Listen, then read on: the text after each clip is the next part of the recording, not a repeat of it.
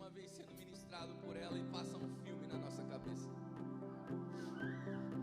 Eu me lembro quando criança, ainda dentro do contexto da igreja católica, eu sempre tive uma fé muito genuína.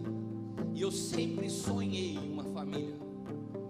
Sabe, quando eu tinha aquelas orações, quando eu fiz primeira comunhão, a primeira vez que eu recebi uma hóstia, que pra gente era algo muito especial aquele momento, a primeira oração que eu fiz foi: Senhor, me dá uma família, me dá uma esposa e filhos, e que o mesmo amor que eu tenho por Ti, eles possam ter também.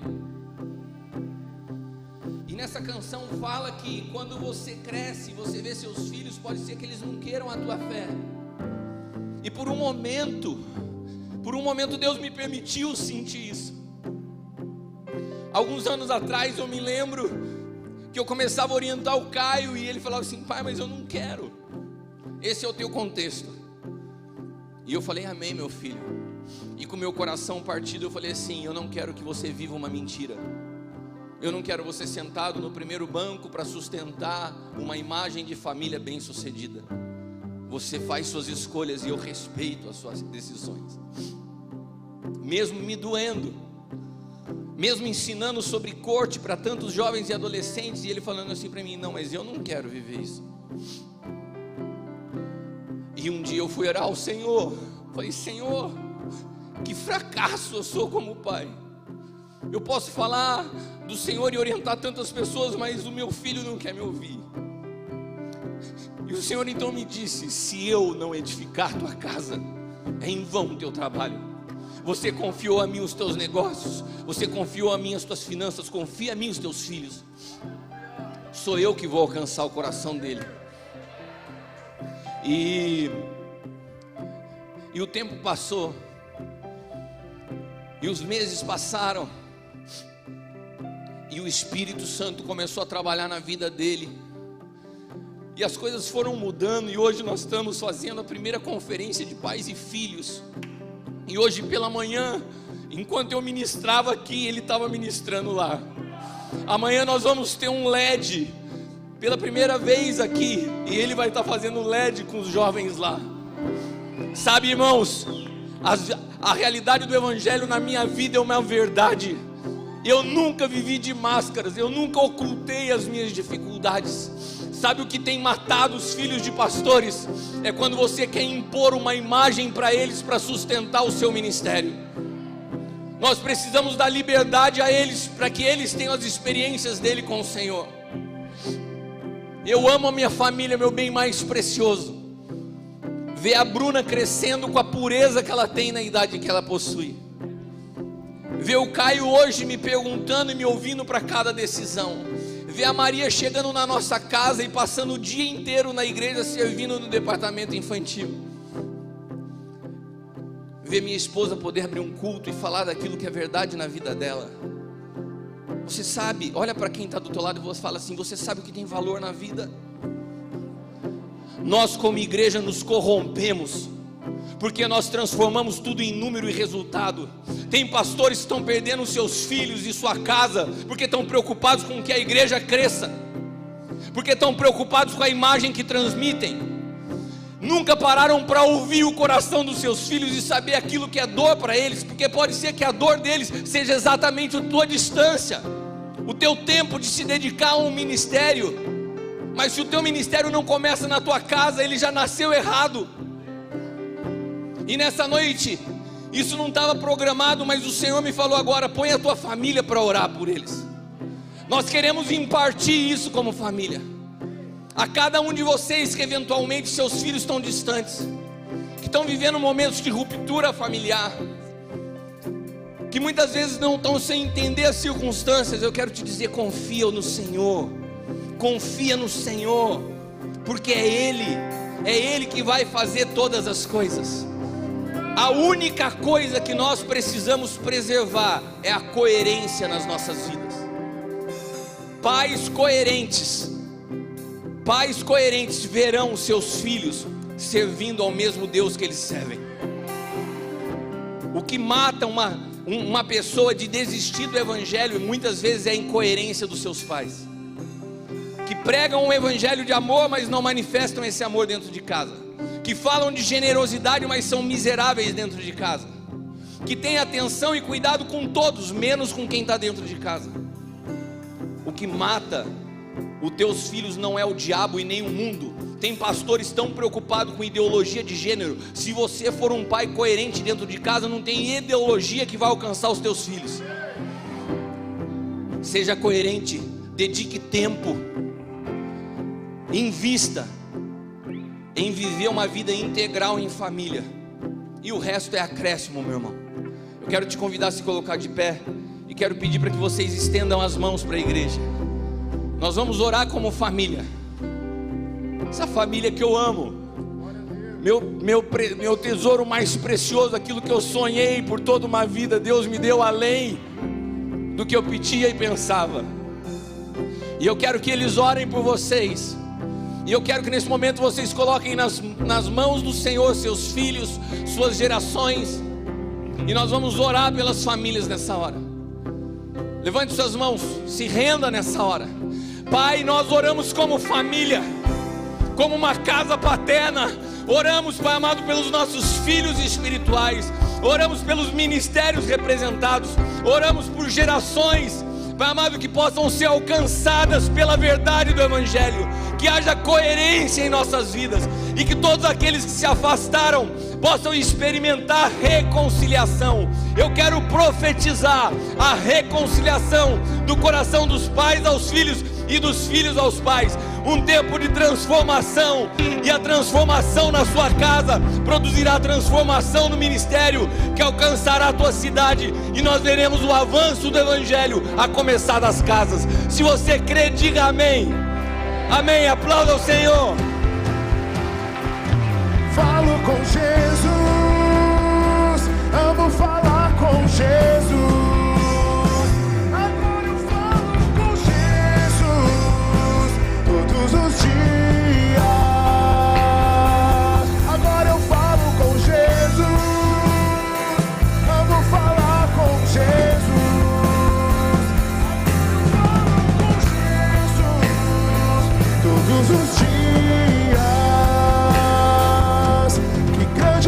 Jesus Cristo, que grande amigo é Jesus Cristo. Ele é teu melhor amigo. Que grande amigo é Jesus Cristo. Declare isso.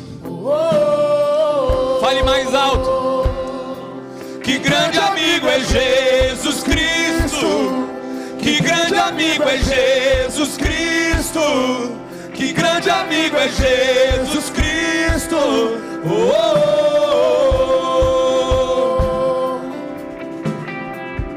Senhor, nós nos rendemos a Ti nessa noite, nos sujeitamos ao Teu Espírito, ao fluir profético, que esse ambiente tem manifestado desde o primeiro dia dessa conferência, que alcance as pessoas que nos acompanham pela internet, que alcance nossas famílias, que alcance todas as áreas das nossas vidas. Nós nos rendemos e nos expomos diante do Senhor, que o Senhor tenha liberdade. Nós levamos cativo todo espírito ao Teu senhorio, e que não haja interferência na comunicação, mas que aquilo que for transmitido através do Teu Espírito possa penetrar o nosso espírito e produzir transformação nas nossas vidas, em nome de Jesus, amém.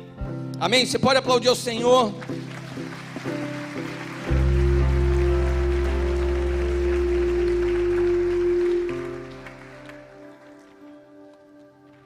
Nós vamos falar essa noite sobre tradição e legado. Abra sua Bíblia no Evangelho de Marcos, capítulo 7, versículos do 5 ao 9. Enquanto você abre em Marcos, capítulo 7, está muito escuro, acende para mim, por favor. O que aconteceu aí? Marcos, capítulo 7, versículos do 5 ao 9.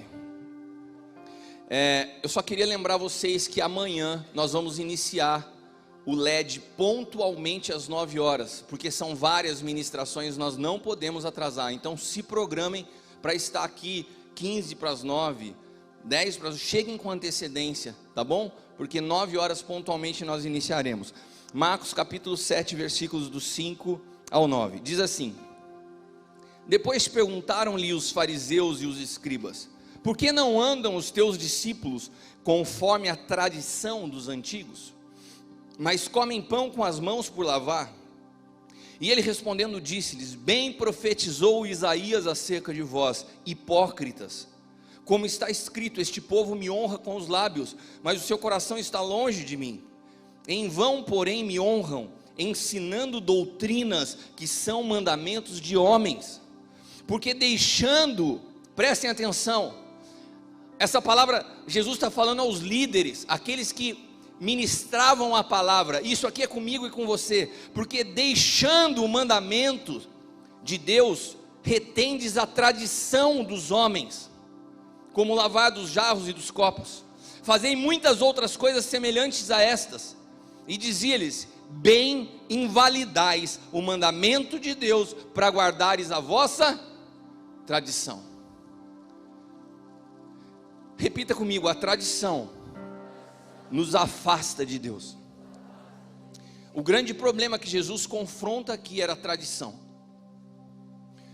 E no nosso país, um país que tem tantas tradições religiosas, muitos dos nossos hábitos, costumes, práticas e crenças surgem daquilo que nós herdamos por tradição dos nossos pais, dos nossos avós e dos nossos familiares.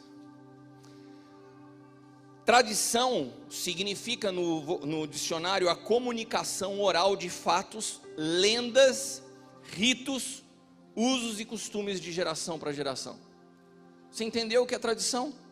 Tradição muitas vezes são lendas, são rituais, são práticas que você não sabe nem aonde começou. Se te perguntar por que você tem essa tradição, você não sabe onde começou. Você aprendeu com o teu pai e você repete. E se torna muitas vezes um substituto de Cristo na tua vida, uma muleta espiritual. Porque as tradições que nós herdamos como hábitos familiares, essas tradições também são herdadas nas nossas práticas religiosas.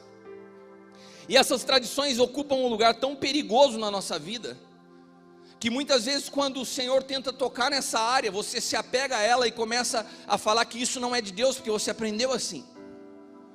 Quantos de nós estamos aqui temos uma história do Evangelho? Pastores que têm anos de vivência ministerial e que seguem fazendo o que fazem por tradição, mas nunca se expuseram a ouvir ao Senhor e ao que o Espírito está dizendo à igreja nessa estação, porque as tradições se tornam mais fortes que a voz do Espírito.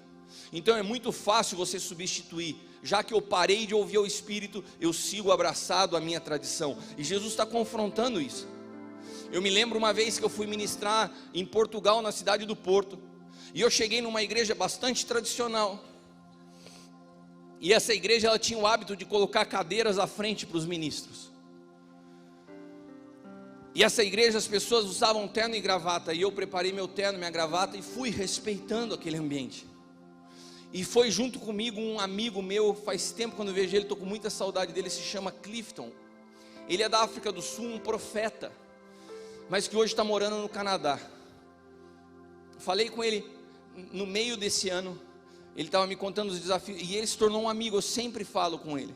Mas nós estávamos juntos naquela conferência ministrando, e quando chegou no momento dos rituais daquela igreja, e detalhe, e eu fui para ministrar, mas o Clifton como profeta foi me acompanhando, e quando nós saímos, estava cada um no hotel, quando nós chegamos na porta de igreja, eu estava de terno e gravata, e ele estava com uma camisa florida, sandália e meia. Eu falei: cara, onde você vai? Ele falou: qual, tem algum problema? Eu falei: não. Daí ele pegou e falou assim: se você falou que não, então tá bom. Mas eu não sabia como explicar para ele. Repita comigo: todo profeta é doido. E eu falei assim: eu não vou conseguir falar para um profeta em 10 minutos que não convém a roupa que ele está, melhor ficar quieto. E beleza, falei, eu acho que ele não vai ministrar, sou eu que vai ministrar. Ele fica sentado ali, vai passar desapercebido. Daí eu entro na igreja. O pastor Marcos, lá da igreja do Porto de Portugal, chega para mim e fala assim: ô apóstolo, tudo bem? Quem que é o irmão? Eu falei assim: é um profeta, meu amigo. Então nós vamos honrar o profeta. Põe mais uma cadeira lá na frente. Eu já estava, você já ouviu falar em vergonha alheia? Eu estava me sentindo extremamente alinhado, adaptado àquele ambiente, mas eu estava com vergonha por ele, irmãos. E daí eles começaram a chamar presbítero tal, diácono tal, e foi subindo todo mundo. E olha como eles faziam, as cadeiras estavam posicionadas, cadeira de veludo vermelho, aqueles negócios grandão assim. Fulano de tal, daí subia o irmão, fazia assim para a igreja, entrava aqui, a cadeira estava aqui, ele dobrava o joelho e começava a orar. 3 irmãos foram apresentados antes de mim e fizeram isso. Quando falaram assim, agora nós queremos apresentar o pregador da noite, apóstolo Cristiano do Brasil, a igreja aplaudiu, o que eu fiz? Entrei aqui, qual que é a minha cadeira? Essa aqui? Eu fui lá e fiz. E agora gostaríamos de chamar o profeta Clifton da África do Sul. Chega ele de camisa florida, chinelo e meia. Ele não cumprimentou a igreja. Chegou, sentou na cadeira dele sem se ajoelhar e ainda fez assim em mim. O que você está fazendo ajoelhado aí? Daí eu peguei e falei para ele, cara, todo mundo ajoelhou. Daí ele falou assim para mim, é isso que tem roubado a igreja, a tradição que faz a gente repetir ao que alguém está fazendo sem saber por que faz. Ele falou assim, levanta daí. E eu obedeci o profeta, levantei e sentei. Naquele dia, foi a primeira vez que o Senhor me falou do que uma tradição é capaz de produzir na vida de uma pessoa. Existem práticas que nós repetimos como rituais evangélicos que a gente não sabe nem aonde começou. Mas se eu falar para você que isso não é bíblico, você vai me chamar de herege. Eu poderia passar a noite inteira falando de tradições que nós herdamos, que não são bíblicas, mas são praticadas no nosso dia a dia de ritual de igreja evangélica. Alguém um dia resolveu dobrar o joelho lá na frente para demonstrar uma espiritualidade. Alguém olhou o cara dobrando o joelho lá na frente e falou assim, se ele dobrou, eu vou dobrar também. E de repente isso se torna uma prática, uma tradição. E todo mundo que chega lá faz a mesma coisa. E colocam as cadeiras em cima do púlpito. Se inicia com uma ideia que é honra, mas na verdade você já começa a fazer uma separação daquilo que deveria ser o sacerdócio de todos os santos. E na verdade o púlpito, ele só tem um lugar mais alto para facilitar a comunicação. Ele devia estar no mesmo nível, porque não tem superioridade hierárquica na igreja. Mas nós vamos construindo essas coisas, que por serem tradições não tem fundamento. Então a cada vez que elas se replicam para uma geração, elas vêm com alguma distorção junto, daquilo que você imagina que seja a razão daquela tradição. Porque ela não tem fundamento. Ela é uma transferência de hábito, de lenda. E numa nação como a nossa, cheia de pragmatismo religioso, cheia de situações que nós herdamos dentro de uma cultura romana, nós acabamos transferindo essas tradições e mesclamos ela com uma cultura evangélica. Quantos aqui têm uma origem na sua formação religiosa que não seja da igreja evangélica, não nasceu no chamado berço evangélico? Quantos vieram de outras religiões? Levante sua mão. A grande maioria. Então pode ser que quando você ouça falar de paternidade espiritual, você no seu subconsciente entenda a figura de paternidade como a figura de um padre. Afinal de contas, a palavra padre é pai. A paternidade, na tradição religiosa, é a figura de um cara que você vê num culto religioso de domingo, que você ouve uma mensagem, mas que você não tem relacionamento.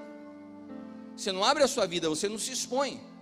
E é uma coisa maravilhosa essa paternidade, porque não tem prestação de contas. Eu faço do meu jeito, eu vou a hora que eu acho que eu devo ir. Nós temos uma conferência de pais para filhos, que começou na quinta-feira, mas tem alguns filhos que vão vir só amanhã, que decidiram vir só hoje, porque assim, quando a tradição entra no meio, eu escolho o que eu acho bom. Nós desaprendemos o que é ser filho.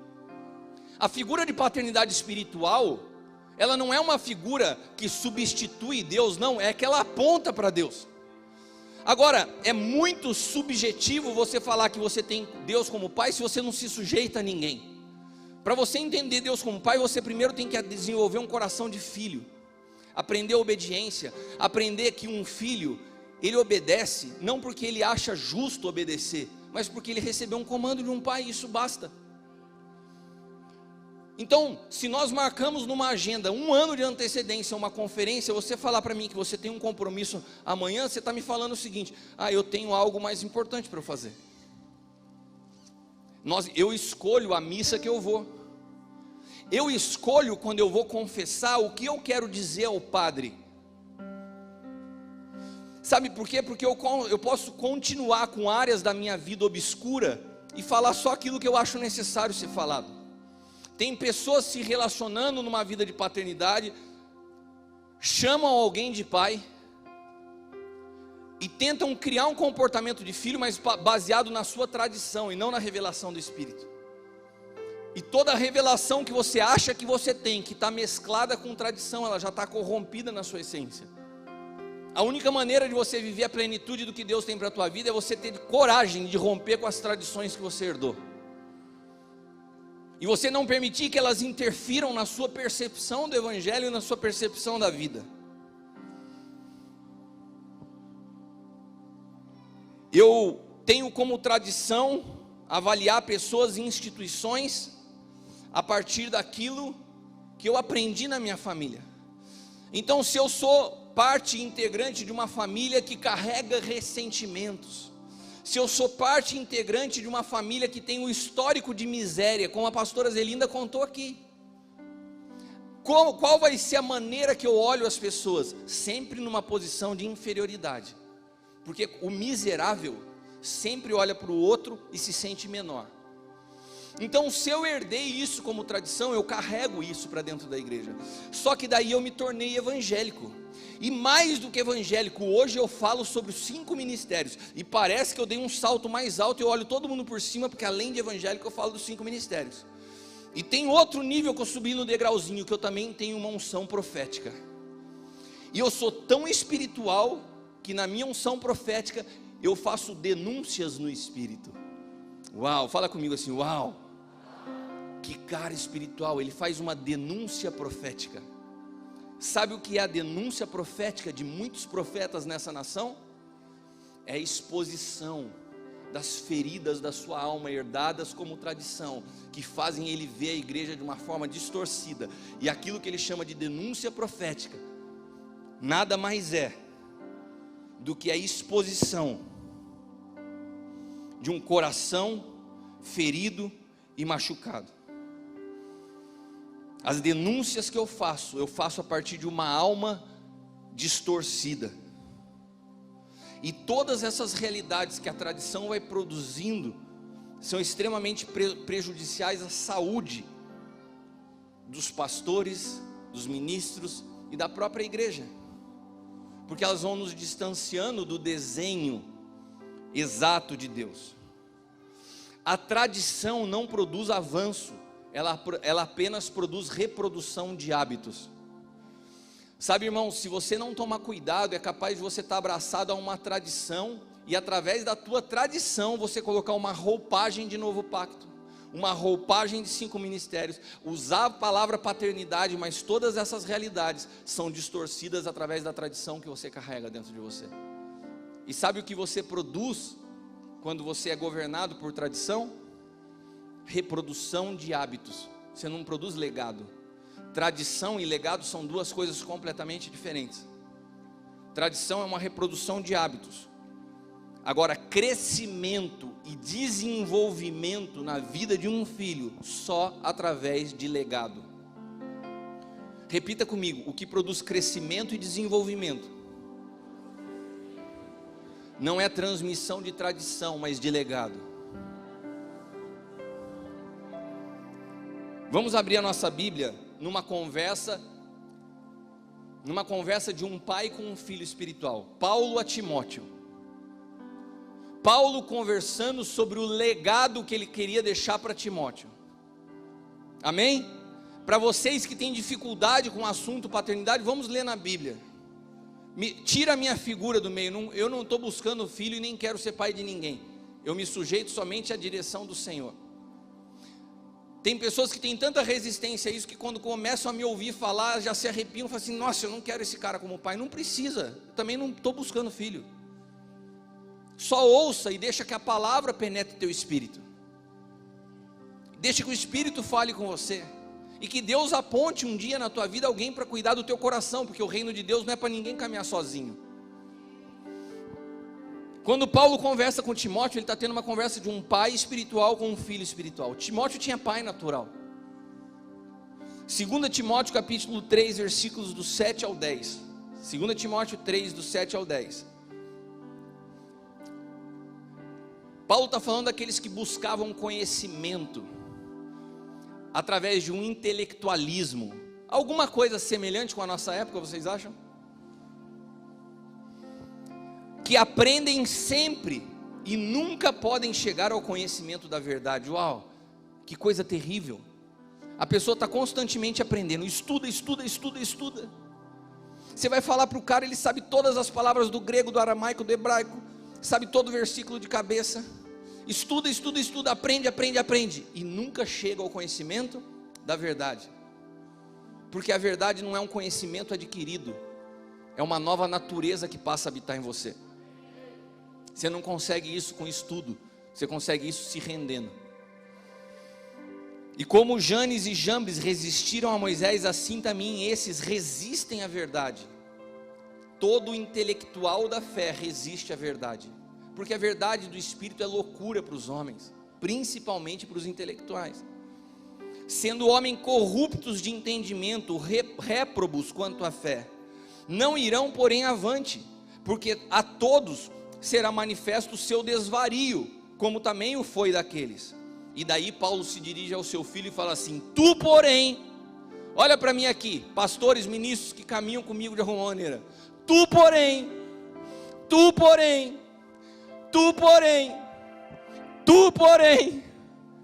eu olho para cá, só vejo o Fernandão. Tu porém,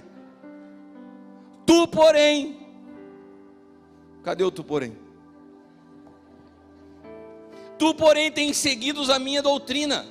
O que Paulo está falando aqui? Você está seguindo a minha doutrina. Paulo não tinha, sabe aquela conversinha cheia de mimimi? Ai, não vou falar a doutrina do Senhor. Paulo fala a minha doutrina, porque a minha doutrina é a doutrina do quê? De um pai para um filho. Paulo está falando assim: você segue a minha doutrina. Paulo está falando assim: para de ficar procurando palavra na internet, para de ficar sendo pastoreado pelo YouTube, para de ficar caçando o que você quer ouvir. O tu porém tem a minha doutrina. Um filho recebe doutrina de um pai. Tu porém tem seguido a minha doutrina. Que mais? Modo de viver. O que um pai deixa para um filho? Modo de viver, intenção. Sabe o que Paulo está falando? Você sabe a motivação do meu coração, como eu faço as coisas. É mais do que fazer. Eu tenho mostrado para vocês as intenções do meu coração, a pureza com que eu me movo. Paulo está falando assim: Timóteo, segue isso. Tu porém, seguido a minha doutrina, meu modo de viver, a minha intenção, a minha fé, a minha longanimidade. Um pai apostólico tem que ser longânimo. Olha para quem está do teu lado e fala assim: você não tem alternativa para poder parar. Nós não podemos parar. E sabe o que a paternidade produz em nós como pais? Não é só um privilégio cuidar de cada um de vocês, é uma responsabilidade, mas mais do que uma responsabilidade, é um combustível que não me permite parar. No dia das minhas dores, nos dias das minhas aflições, sabe o que eu penso? Eu falo assim: eu tenho filhos que estão me olhando.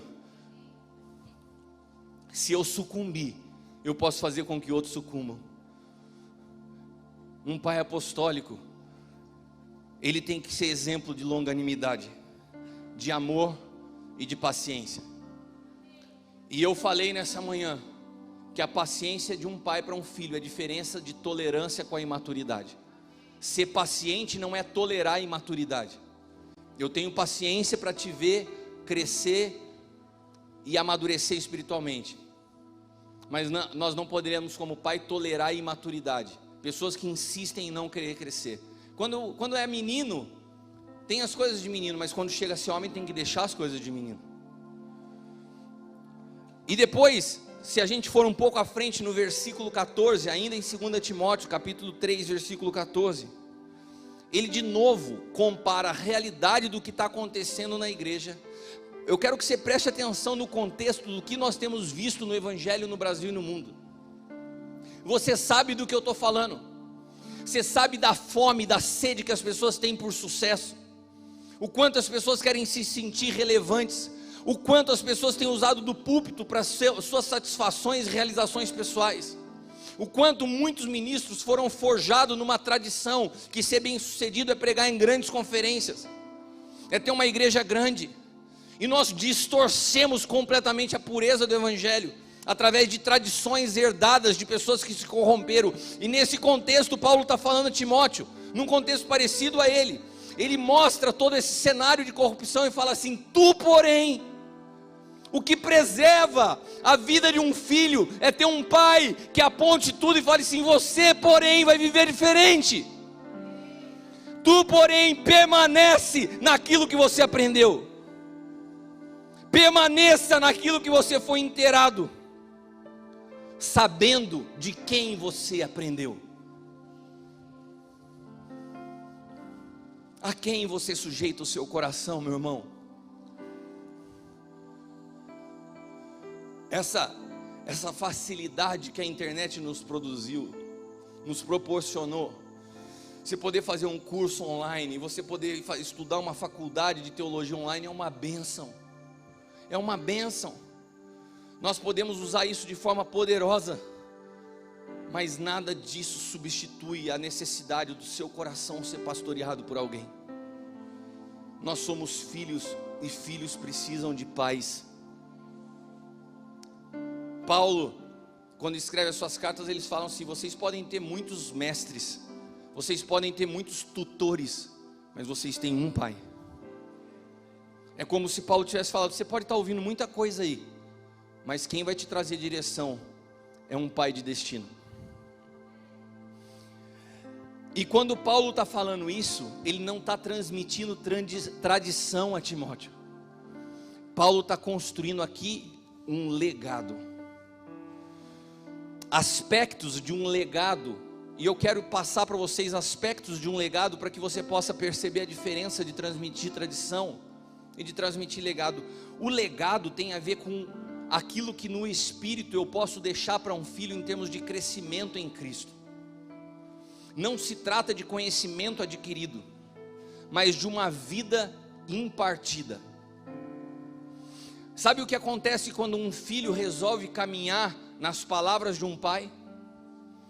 Vem aqui, Caio, vou te usar mais uma vez como exemplo nessa noite. Fica aqui. O Caio estava aqui, caminhando o seu caminho, do seu jeito, e eu estava aqui distante dele em termos de realidades no espírito, vivendo e obedecendo fielmente a voz, a palavra e os comandos do Senhor. E aquilo que acontecia na minha vida espiritualmente estava completamente distante daquilo que acontecia na vida dele. O dia que Deus reconcilia o coração dele ao meu, e ele resolve caminhar nas minhas palavras, nas minhas direções, nas minhas instruções, sai daí e sobe esses 2 degraus, vem até aqui. Você passa automaticamente a entrar no espírito, na mesma posição que o teu pai ocupa. Ele saiu de lá e foi transportado para cá, simplesmente pelo poder de uma palavra que se chama impartição paterna.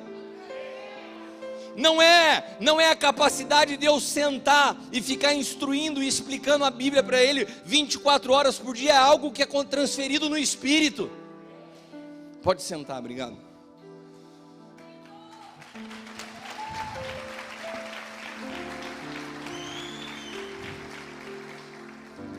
Eu tenho certeza que esse grito de lindo da Vanessa foi para mim, né? Ah, tá.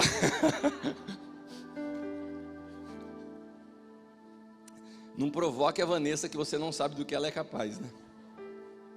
Irmãos, e eu me recordo que quando tudo isso aconteceu, e o Caio mais próximo, eu já contei essa história algumas vezes.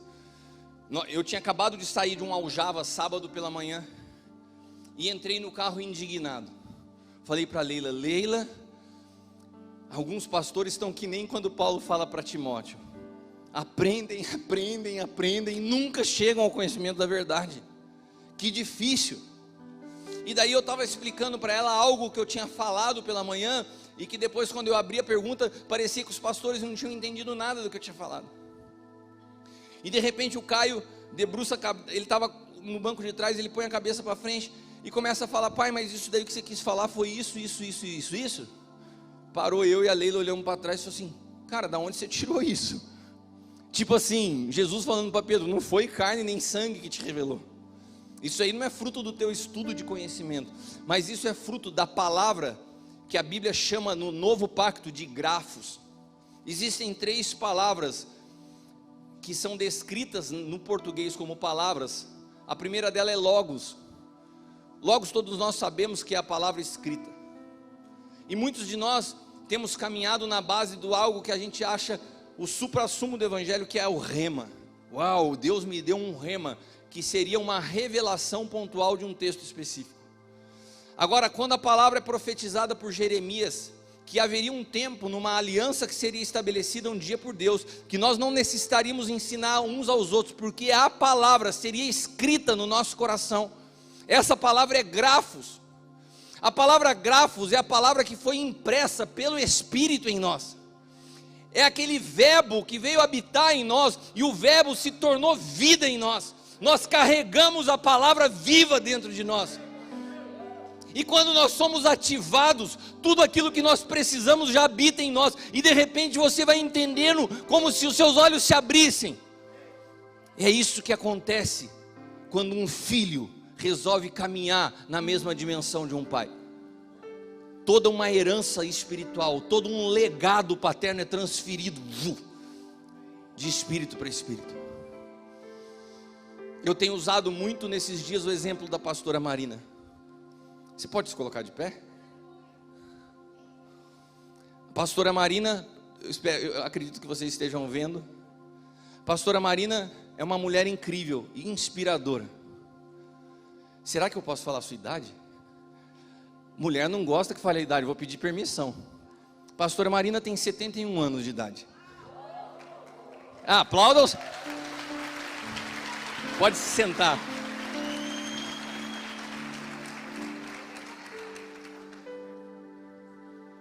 Se é para aplaudir, aplaude direito, né? Não, já...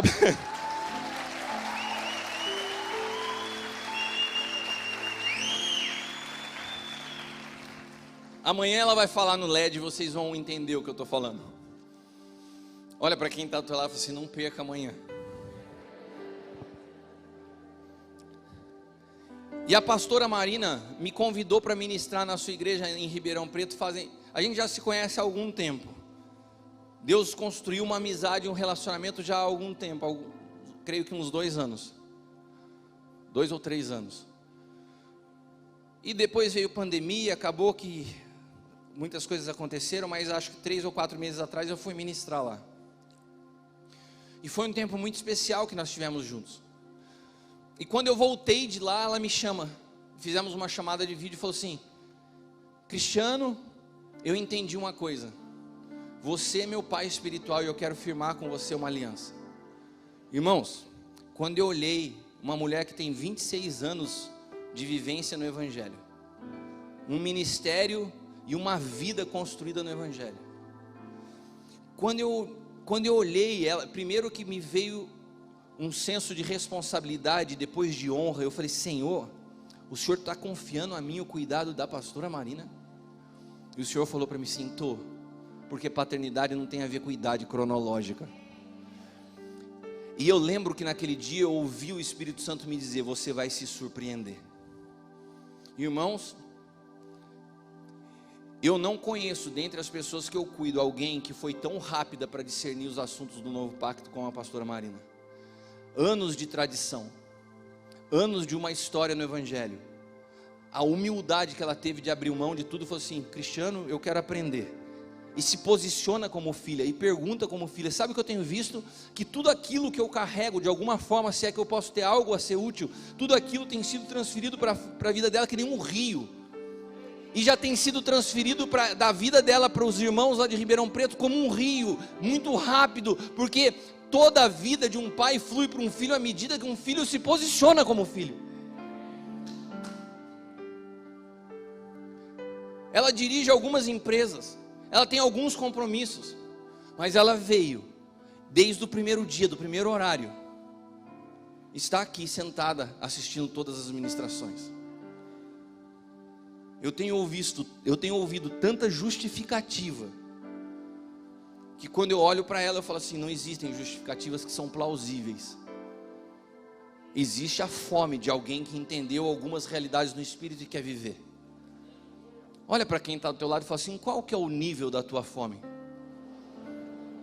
O nível da tua fome é o nível que Deus vai te alimentar. Um pai, ele deixa, quando ele constrói legado, ele deixa um crescimento em Cristo que é transferido no Espírito. Outra coisa, legado é geracional. O legado não para na vida de um filho, ele vai passando, porque ele tem um poder de impactar gerações. Um legado é a preocupação de um pai em formar a vida de um filho, e não só com a maneira como ele conduz o seu ministério.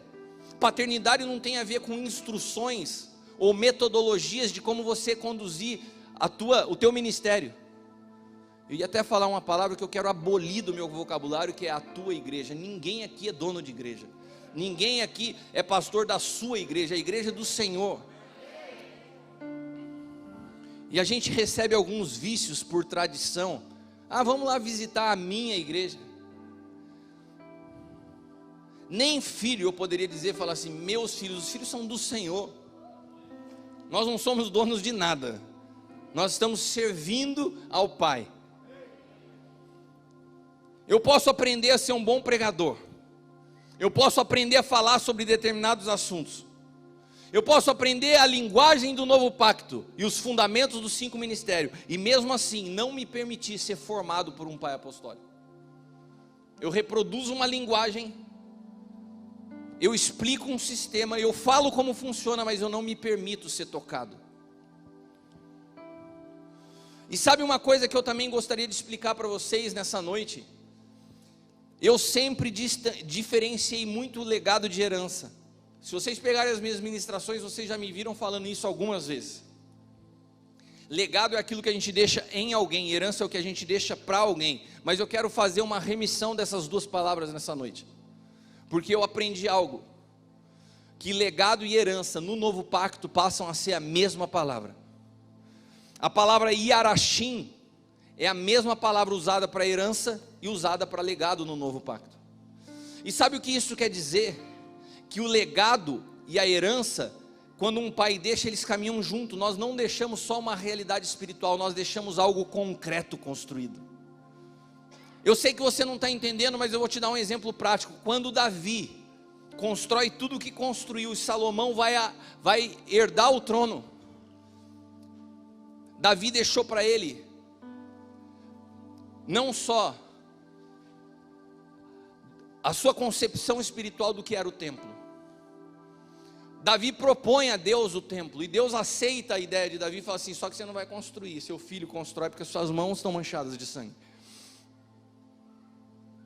E daí Davi pede então ao desenho ao Senhor, e Deus começa a dar o desenho, Deus dá o desenho do templo ao Senhor, e Davi pega todos aqueles detalhes e deixa o desenho pronto, para que Salomão pudesse avançar. Mas ele não deixa só o desenho, ele levanta os recursos para que o templo fosse construído. Davi e Salomão são um símbolo profético da paternidade que acontece no novo pacto.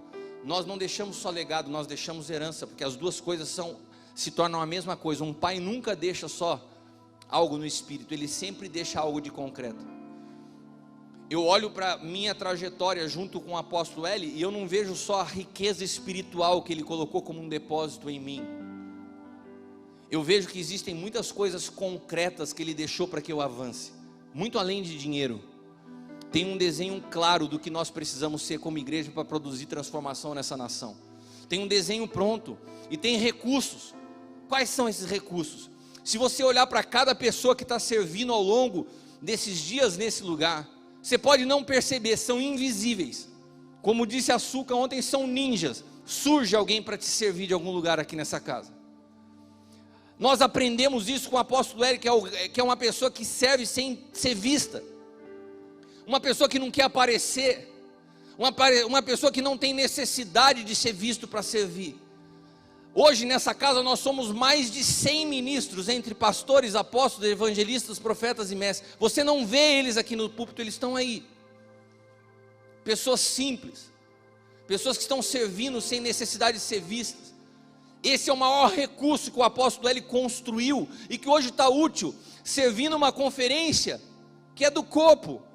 Eles estão aqui, trabalhando, ao ponto que ele, como pai dessa casa, pode estar nesse exato momento em Brasília e saber que tudo está funcionando, porque ele produziu um legado de filhos maduros nesse lugar.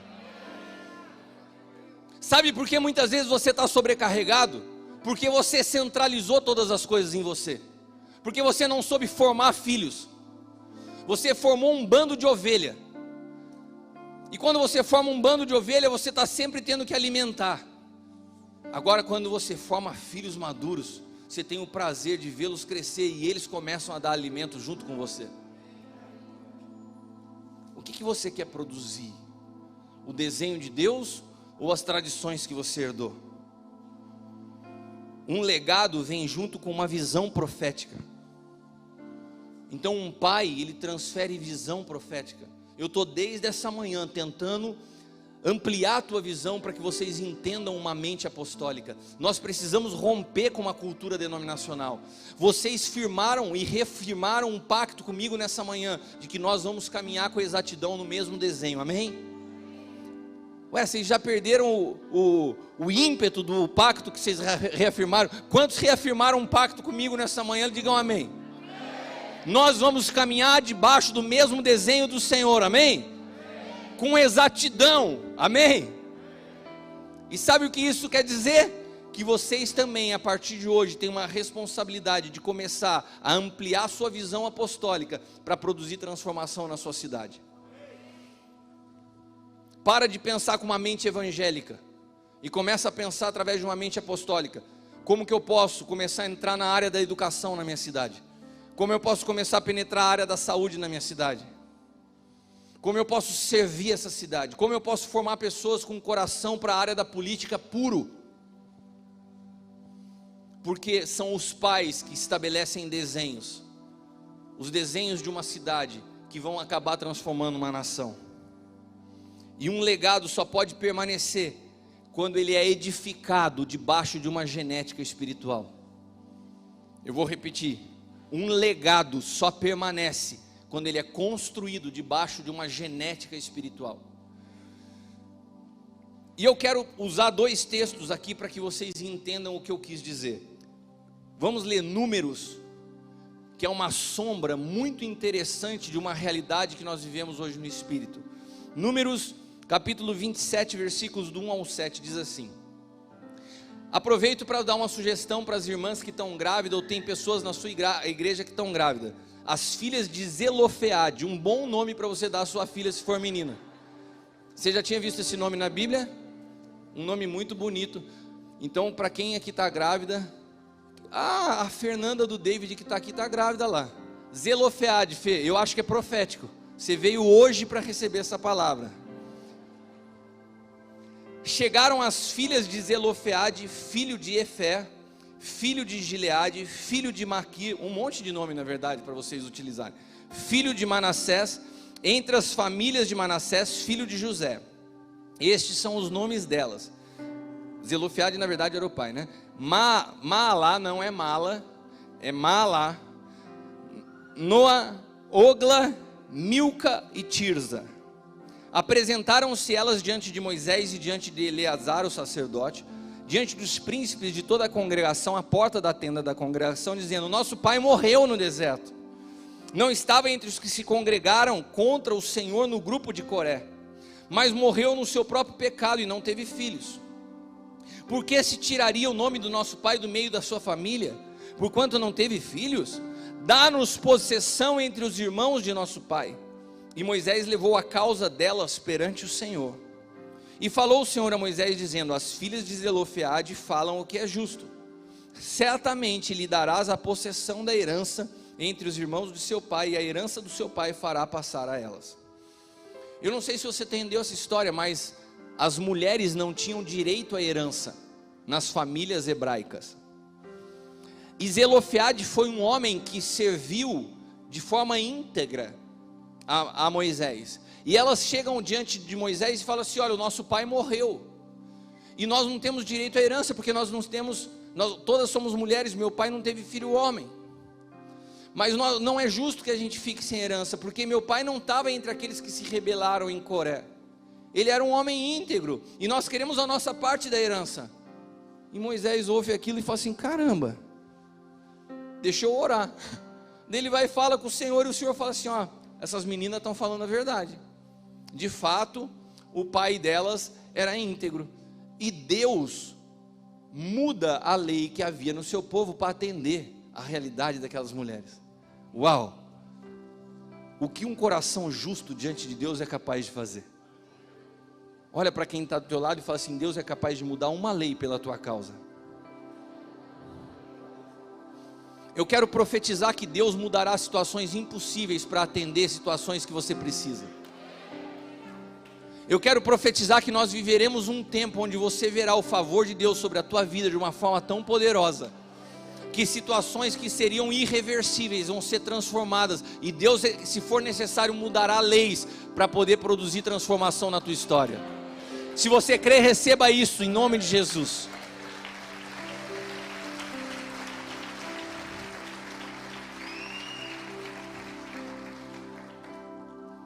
Agora vamos para Números 36, do 6 ao 7. Esta é a palavra que o Senhor mandou acerca das filhas de Zelofeade. Continuou a história das meninas. Sejam por mulheres a quem bem parecer aos seus olhos, contanto que se casem na família da tribo de seu pai. Assim a herança dos filhos de Israel não passará de tribo em tribo, pois os filhos de Israel se chegarão cada um à herança da tribo dos seus pais. Então, quando essas meninas chegam diante de Moisés e vêm reivindicar a herança, Moisés consulta o Senhor, e o Senhor fala: beleza, elas têm razão, elas vão ter direito à herança. E mais à frente Deus estabelece o protocolo de como elas teriam direito à herança. E qual é esse protocolo? Elas precisavam se casar com alguém da linhagem do seu pai. Qual foi a palavra que eu falei para vocês a respeito de legado? Que um legado só se preserva se ele for edificado dentro de uma genética espiritual. Números é uma sombra do antigo pacto, de uma realidade espiritual que nós vivemos no novo pacto. O que está acontecendo com essas mulheres é o que eu falei para vocês antes no Espírito. Para que nós possamos deixar um legado, nós precisamos construir junto daqueles que carregam a mesma genética espiritual. Apóstolo, qual a base bíblica disso? 2 Coríntios capítulo 6, versículos 14 ao 18, quando Paulo fala assim: não vos prendais a um jugo desigual com os infiéis. Qual a sociedade tem injustiça com a injustiça? Que comunhão tem entre luz e trevas? Qual a concordância entre Cristo e Belial? Que parte tem o fiel com o infiel? Que consenso pode ter o templo de Deus com os ídolos? Porque vocês são um templo de Deus vivente, como Deus disse: neles habitarei e entre eles andarei, eu serei seu Deus e eles serão meu povo. Por isso saí do meio deles, apartai-vos, diz o Senhor, não toqueis nada imundo, e eu vos receberei. E olha o que conclui aqui: e eu vos serei para vós pai, e vós sereis para mim filhos e filhas. Quando que Deus pode ser pai e nós podemos ser filhos? Quando nós nos apartamos, quando nós nos afastamos daqueles que, dizendo ser filhos, são infiéis, daqueles que, se dizendo ser filhos, são maldizentes, daqueles que, se dizendo filhos, são impuros. Deus está falando o seguinte aqui: olha, você tem que ser irmão de todos. Paulo está falando assim: você deve amar a todos. Mas quando a gente fala de construção de um legado, você tem que caminhar com quem está construindo na mesma genética do Espírito. Se você quer transmitir um legado ele só se preserva quando ele é transferido nas mesmas genéticas espirituais. Quando você se mistura, quando você se corrompe, você vê tudo que você está construindo no espírito ser roubado, ser perdido, porque você não teve atenção para discernir se as pessoas que chegaram perto de você são filhos ou só alguém que se aproximou. Porque herança e legado não são tomados por um filho, são entregues por um pai. Repita comigo: herança e legado não são tomados pelo filho, são entregues por um pai. Só um pai pode emancipar um filho. Um filho não se auto-emancipa. Veja a história do filho pródigo. A auto-emancipação tem um destino comum a todos que se auto-emancipam. Todo filho que tenta antecipar herança e legado tem como uma realidade caótica, porque quebram o desenho divino. O desenho divino é pais construindo para filhos, e não filhos que falam assim: eu já estou maduro, me dá aqui a parte que me cabe. Não, eu estou caminhando com você, mas eu não concordo mais com isso, eu vou sair e vou montar minha igrejinha. Quantas denominações nasceram nessa nação, de pessoas que dividiram, filhos imaturos que se precipitaram, não souberam se sujeitar, e quiseram a sua herança antecipada. E sabe qual é o final de todos aqueles que buscam herança antecipada? Se alimentar de bolota de porco. É a maioria que hoje vive aí comendo um monte de porcaria na internet, buscando e caçando uma palavra de destino. Porque quando você se distancia de um pai, você já não tem mais uma voz de destino.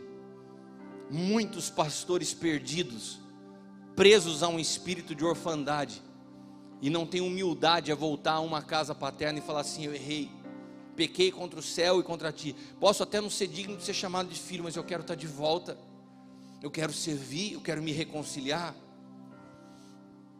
Perdemos a humildade em algum lugar no caminho, achamos que somos tão bons que não podemos nos sujeitar a ninguém.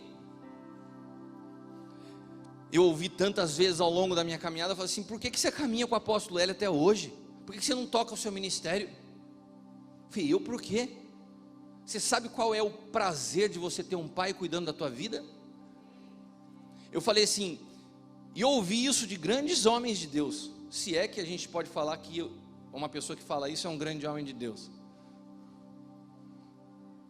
Mas muitas dessas pessoas que me falavam isso tinham um histórico de um coração ferido pela orfandade.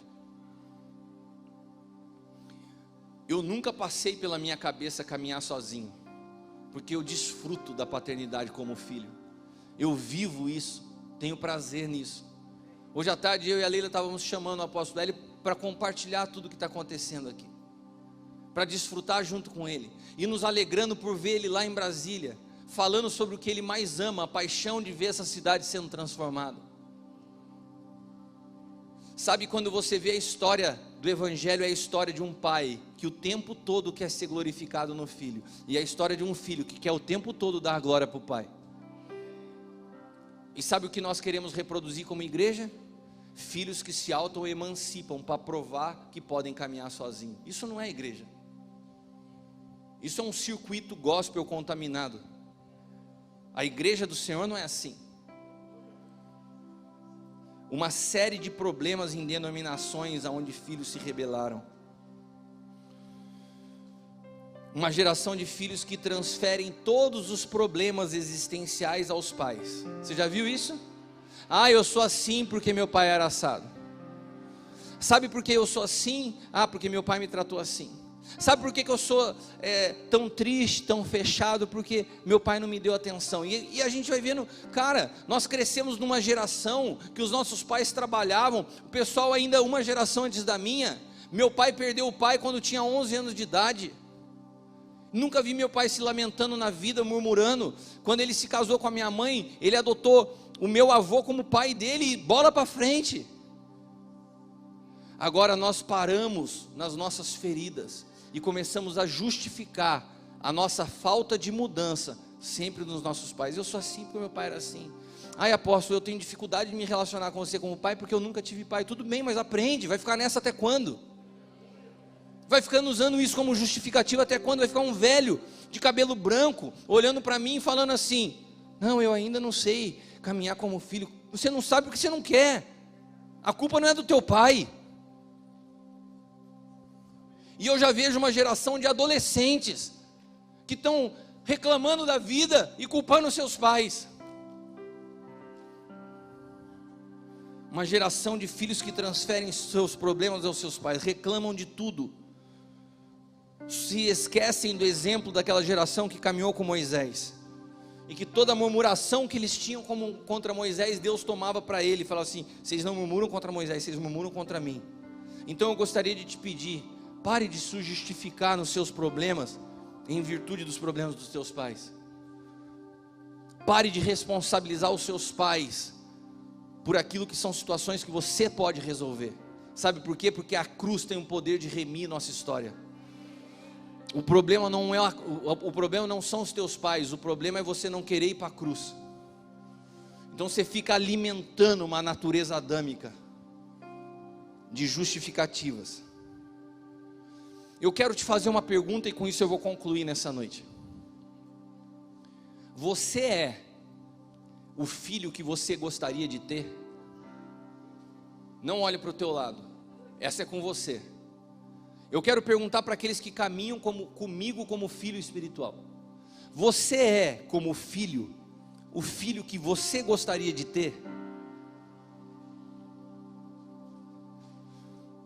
Eu quero perguntar para vocês que são filhos naturais, espirituais, para todos agora: você é o filho que um dia você sonharia ter? Você é? Eu tenho uma palavra de Deus para você. Então seja o filho que você gostaria de ter. Eu vou repetir a palavra profética para você: seja o filho que você sonhava ter.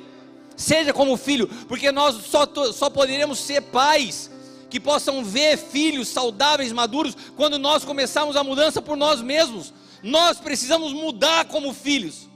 Se você sabe o padrão de filho que você gostaria de ter, por que você não é?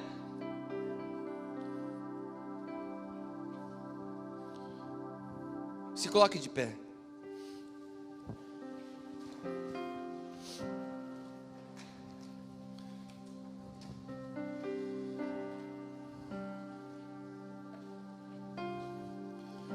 Eu vou orar, eu vou encerrar, e lá atrás nós temos o café, temos os pastéis.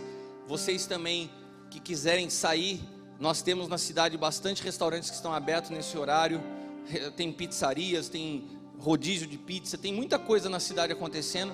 Se vocês acharem mais rápido, se vocês quiserem ficar aqui, nós ficaremos também para ter tempo de comunhão, podemos conversar, bater papo.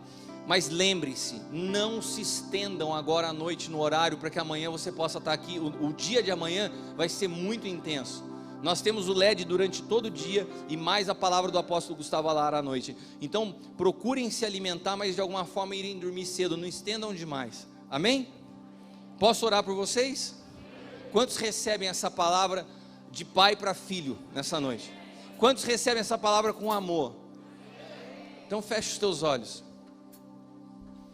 Estenda as suas mãos como quem está recebendo algo. Pai, nessa noite eu simplesmente falei o que o Senhor falou comigo. Senhor, eu fui obediente à tua voz, e eu posso te pedir agora que o teu Espírito trabalhe em cima dessa palavra na vida de cada pessoa que está aqui. Eu sei, Pai amado, que esse é um assunto extremamente espiritual e que existe muita resistência nas trevas, porque o Senhor foi profetizado através de Malaquias que esse tempo seria um tempo de restauração do coração dos pais aos filhos e dos filhos aos pais. E essa palavra profética tem a ver para que a terra não pudesse ser ferida por maldição. A maldição que está sobre a terra se chama orfandade. E só uma geração de pais que aprenderam a ser pais sendo filhos tem condições de remir uma geração. E eu quero declarar que neste lugar o Senhor está formando pais apostólicos, homens e mulheres maduros, e maduros porque sabem se sujeitar, e maduros porque têm humildade para obedecer, e maduros porque têm ouvidos para ouvir, e maduros porque sabem que não precisam ter suas próprias vontades, mas que têm um desenho exato a ser obedecido. Eu quero declarar que começa uma transformação de dentro para fora, uma transformação a partir das casas, uma transformação a partir das famílias. Eu declaro seus filhos restaurados, seu casamento transformado. Eu declaro que a tua visão, a partir de hoje, seja uma visão lavada pelo colírio do Espírito. Que você não olhe mais as pessoas como número, mas que você olhe cada pessoa que Deus te confiar como um filho, cuja responsabilidade que nós temos é de formar e deixar legado, e deixar herança, e construir pontes geracionais. Eu declaro que você não passará por essa geração sem construir um legado que ecoará por toda a eternidade. Se você recebe isso nessa noite, dê um forte aplauso ao Senhor. Aleluia!